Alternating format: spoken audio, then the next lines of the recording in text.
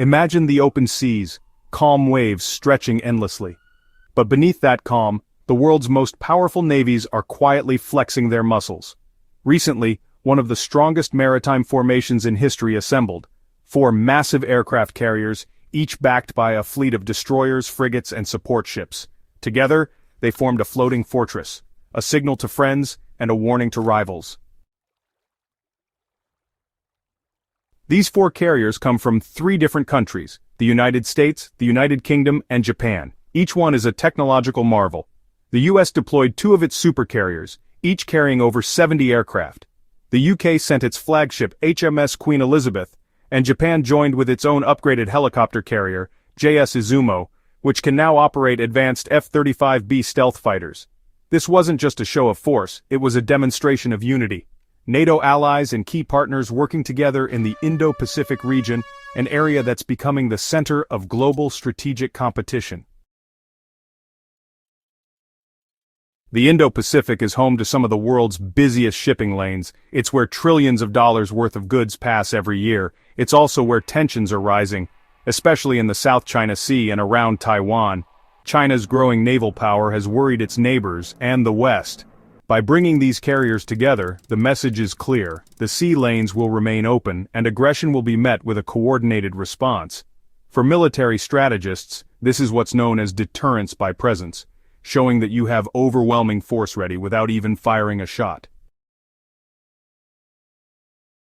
Alright, let's break down the scale of this armada. First up, the US carriers. Each one powered by nuclear reactors, which means they can sail for decades without needing to refuel. They're equipped with fighter jets, early warning aircraft, and helicopters, making them seriously versatile. Then there's the UK's HMS Queen Elizabeth, which is really the pride of the Royal Navy. It hosts F-35B Lightning II stealth fighters, has advanced radar systems, and a crew of over 1,600. Now let's talk about Japan's JS Izumo. Originally it was a helicopter destroyer, but now it's been modified to operate fixed-wing stealth fighters, marking a pretty historic shift in Japan's defense policy. And surrounding these carriers? Dozens of escort ships, destroyers with advanced missile defense systems, supply vessels, and submarines operating unseen beneath the surface. You know, such a gathering is rare and honestly, politically significant. It sends a message to both allies and adversaries. To allies it says, "We've got your back." To potential rivals, it's a reminder that any aggressive move will face not one, but multiple nations united in response. In many ways, this formation mirrors that Cold War-era strategy of collective defense, but it's updated for a 21st century world where technology, speed, and information dominance are just as important as raw firepower.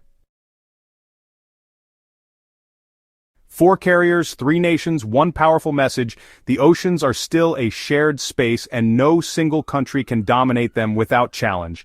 While it's easy to see this as just military posturing, it's also about stability, because sometimes the best way to prevent war is to show you're prepared for it.